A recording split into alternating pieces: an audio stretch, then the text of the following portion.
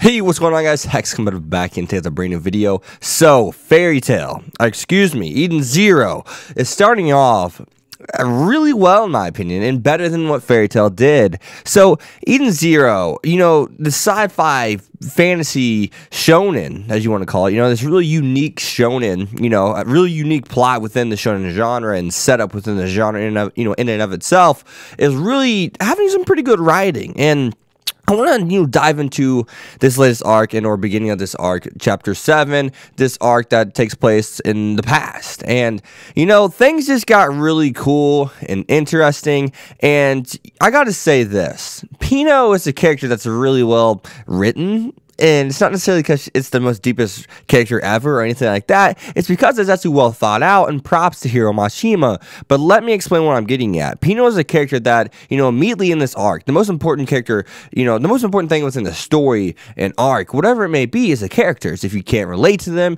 if you can't, understand them, if you just don't care about them and any in-depth way, then it doesn't really matter about where the story is going and stuff like that, because you're not going to stick along for the ride and you won't be as invested. And Pino is a character that really makes you understand every character within the show. And let me explain. So Pino, this robotic character, we find out that was in this case, with the B-Cube, which makes you, ask the question, who invented the B-Cube?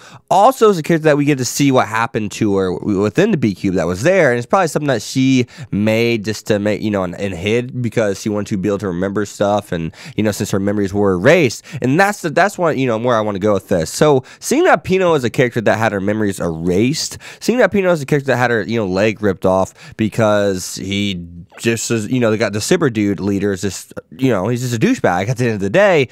Seeing that and seeing him laugh at it and how that whole scene was handled in the panels of the manga Eden Zero was really something special to me. It's really well done, because there's two most important things for a villain as well. It's either let me be able to relate and or understand you, or let me be able to despise you because of the person you are. And we're on the despising part of this, right? The Sibber leader, great job Hiro Mashima on setting that up, but also great job of making us, using Pino as, really kind of the central axis per se to make all this stuff happen, because it also makes us really understand the characters and be able to relate to them in this situation. Seeing her leg get ripped off, seeing, him even having the opportunity to repair her leg as the scientist asked, and him saying, no, just put a nail in it, she doesn't need that for work, is something that just kind of pisses you off, right? It just really makes you mad, and it's so cool to see, because now we understand where Rebecca's going. We understand why Rebecca wants to dwell in the past now. We understand why Shiki's pissed off. We understand, their intentions and their motivation within this arc now. They're not just trying to be heroes that want to save the world. They're trying to be heroes and no, they're not even trying to be heroes. They're trying to be decent people. They're trying to be people that have seen something they cannot forget and or forgive. And that's something that I love. It's good. That's how every arc should be for any show. And Eden Zero is not the only show to do this by no means, but I'm saying this is what it should be like. This is where great things happen, and I applaud Hiro for that writing. That's this first arc is a way better start so far than Galuna Islands. Let's just be honest. So I mean, Gray had some good stuff in Galuna Islands, but this is really just making us be able to relate, understand, and understand, excuse me, I don't know, but understand each character and their motivation behind why they're doing what they're doing, and that's cool to see. But at the same time, we do find out that Sibber is potentially behind all this time travel stuff, because we look at Sibber and we look at the suitcase and we see that this robot is from the future. It's from the year they arrived on this new planet, and that's huge. How did they get there? And who summoned them back? They were not the only ones brought back, so who knows what really happened here? Who summoned them back? Sibber has a hold of the robot, so then I would assume Sibber had some kind of time travel mechanism of some sort or something.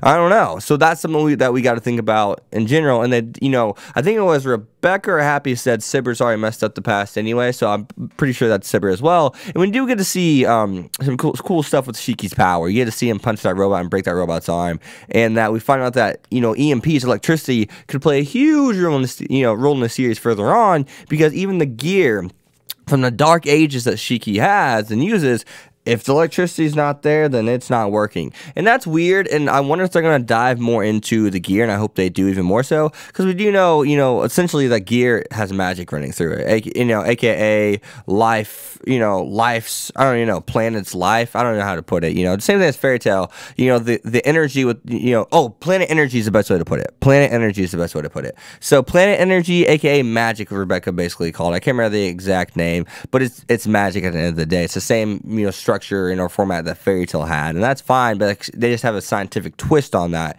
which is really nice to see, actually. So that's cool to see as well, and I want to know more about that. I want to know, hey, how come if there's no electricity, it doesn't work? I mean, it's like something in their body and stuff. It's supposed to be ran by magic. How come electricity has that kind of pull and or effect on that? You know what I mean? So that's something that's really cool to see as well. At the end of the day, I do got to ask you guys, who do you guys think created the B Cube, actually? Do you think it was Professor Wise? I mean, that's a possibility, but whoever Pino's master was, that's the creator of the B Cube. I'm really wondering who that's going to be. So as always, guys, be sure to leave a like, comment, subscribe, follow me on Twitter, X25. I'll see you guys next time. Peace. Thanks for watching, guys.